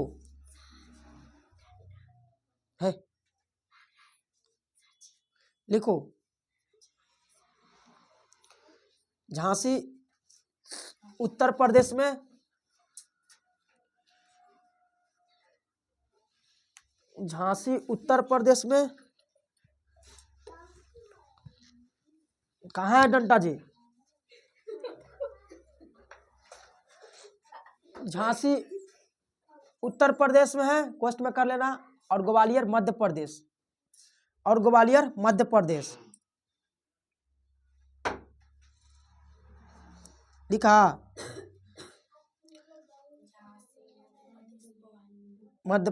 झांसी उत्तर प्रदेश में, ग्वालियर मध्य प्रदेश में, लिख लिया।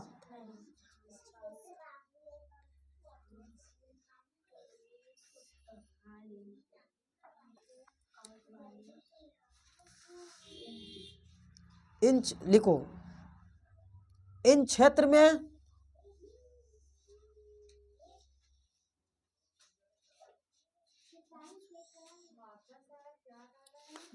लिखो, इन क्षेत्र में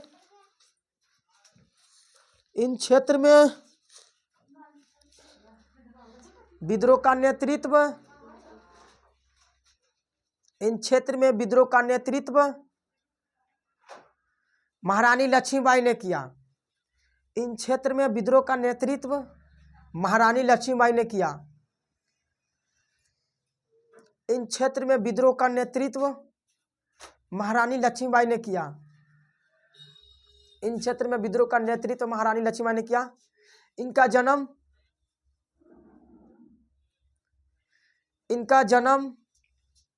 18 उत्तर प्रदेश के बनारस के गोलघर के, इनका जन्म उत्तर प्रदेश के बनारस के गोलघर के,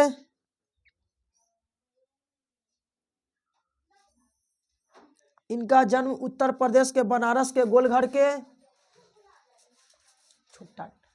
19 नवंबर, इनका जन्म उत्तर प्रदेश के बनारस के गोलघर के 19 नवंबर 1828 ईस्वी को हुआ। 1828 ईस्वी को हुआ। 1828 ईस्वी को हुआ। एकरा पर बैठेंगे तो पता चलेगा जी। 1828 टूट भी जाएगा। 1828 ईस्वी को हुआ। खड़ा हूँ मैं, बेंचा पर खड़ा हो, बेंचा भूमिया में खड़ा हो, बातें बराबर बैठना नहीं चाहिए जी। ई पर बैठेंगे तो पता नहीं चलेगा, डूब जाएगा। 1828 को वाली कहा। इनके बचपन का नाम मनु या मणिकर्णिका था। इनके बचपन का नाम मनु या मणिकर्णिका था, कर्णिका थी, सॉरी, मनु लड़की ना जी, मनु या मणिकर्णिका थी, मनु या मणिकर्णिका थी।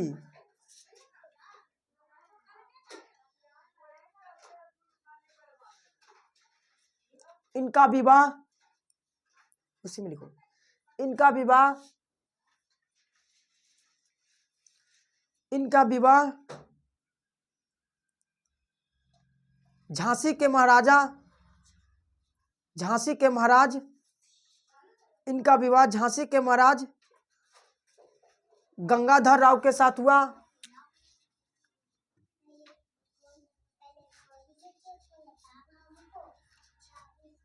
गंगाधर राव के साथ हुआ।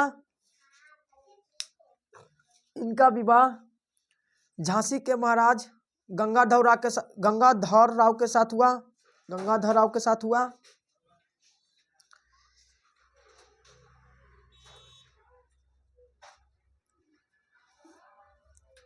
लिखा है यहाँ, इनका विवाह गंगाधर राव के साथ हुआ। इनका पुत्र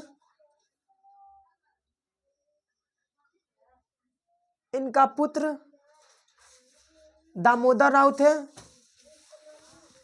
इनका पुत्र, देखो नहीं लिखना है काज। इनके पुत्र, पहले लिखे में होने से रेपर रहा, कौन राजी पेट ई रहा ऊ रहा, ऐसे होता था। अब स्पीड हो गया सब, तो निके एक्सपीरियंस हो गया ना। अब बहुत हैवी हो गया, पूरा एक्सपीरियंस हो गया। इनके पुत्र दामोदर राव थे, लिख लिया ना। इनके पुत्र दामोदर राव थे, जो कि महारानी लक्ष्मीबाई की, जो कि महारानी लक्ष्मीबाई की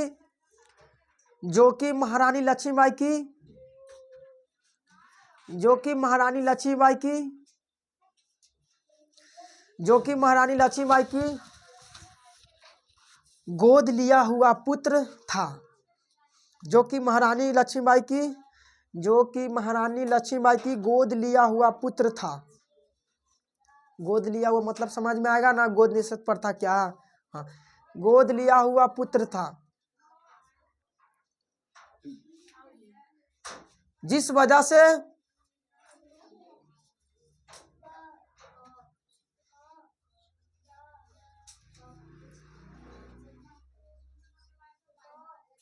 अंग्रेजी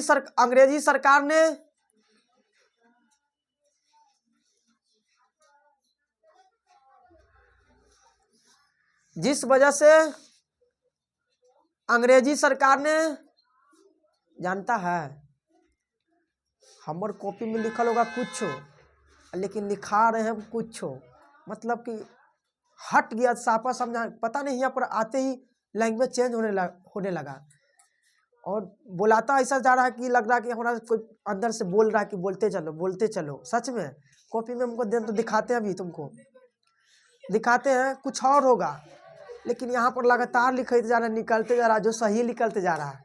सभ्य। याद तो समझा रहेगा ना चीज, तो कैसू एने ओने से आते रहेगा मन में।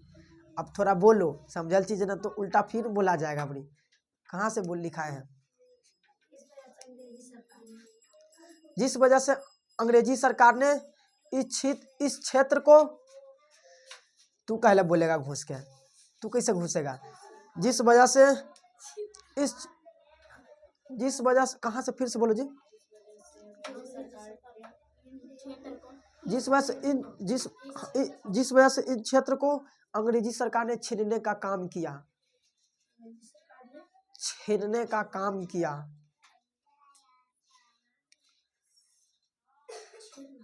छीना लंबा से छीन लिया कहला बिस्कुटवा।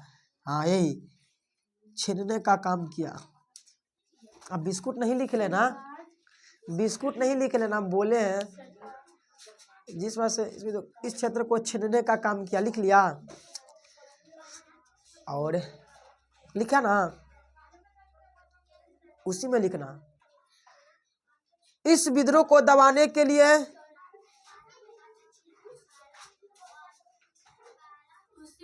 देखो, इस विद्रोह को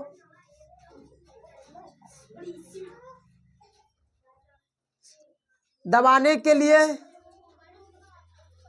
मतलब झांसी और ग्वालियर के क्षेत्र में विद्रोह को दबाने के लिए, इस विद्रोह को दबाने के लिए जनरल ह्यूरोज नामक अंग्रेज निकले।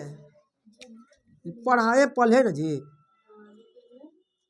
जनरल ह्यूरेज, जनरल ह्यूरेज नामक अंग्रेज निकले।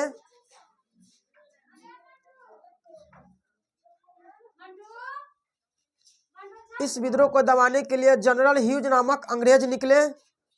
इस विद्रोह को दबाने के लिए जनरल ह्यूज नामक अंग्रेज निकले। और इस विद्रोह को दबाने के क्रम में ही और इस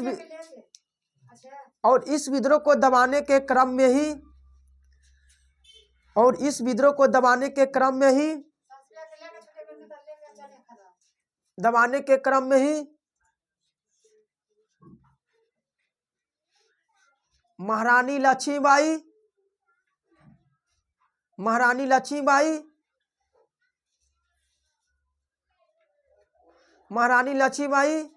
इस विद्रोह को दबाने के क्रम में ही महारानी लक्ष्मीबाई की वीर गति प्राप्त हुई। महारानी लक्ष्मीबाई की वीर गति प्राप्त, मतलब मर गए, वीर गति की प्राप्ति हुई। महारानी लक्ष्मीबाई की वीर गति की प्राप्ति हुई।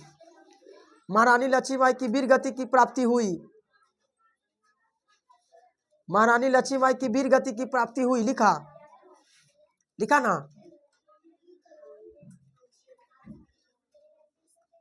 महारानी लक्ष्मीबाई की जो महारानी वीर गति की प्राप्ति हुई,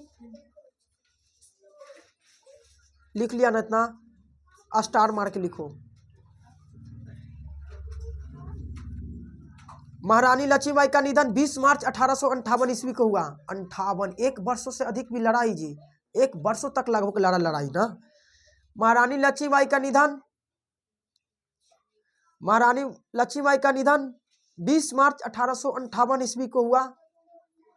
20 मार्च 1857 नहीं लिखना, 58,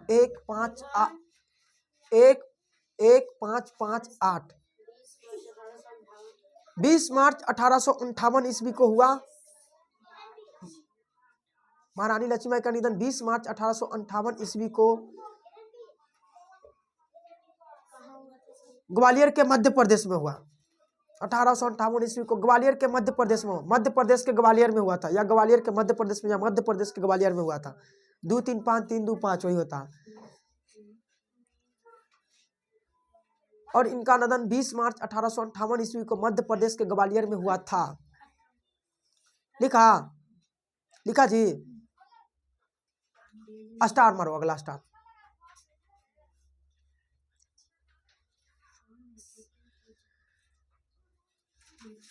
जनरल ह्यूरेज नामक अंग्रेज ने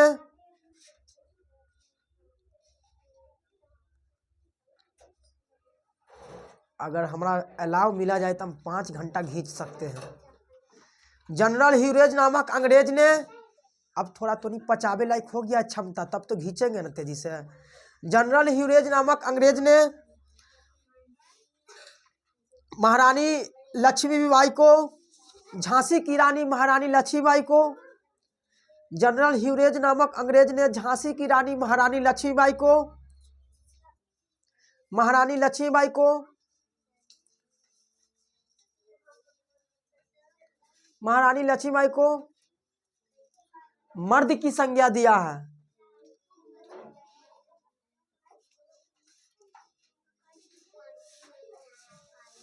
मर्द की संज्ञा दिया है। झांसी की रानी महारानी लक्ष्मीबाई को जनरल ह्यूरेज ने महारानी लक्ष्मीबाई को मर्द की संज्ञा दिया है। लिख लिया।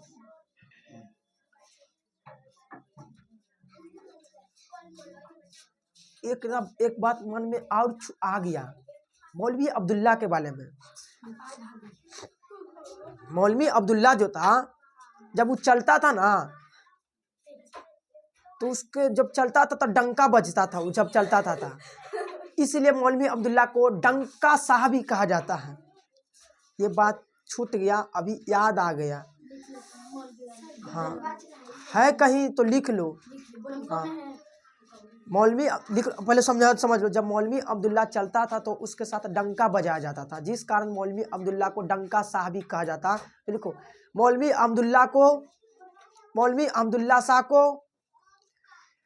अब्दुल्ला शाह को ये झांसी की रानी में नहीं लिखा रहे, फैजाबाद में चल जाना। मौलवी अब्दुल्ला को डंका शाह भी कहा जाता है। डंका शाह, देखो लिख देते हैं जी, देखो आजा।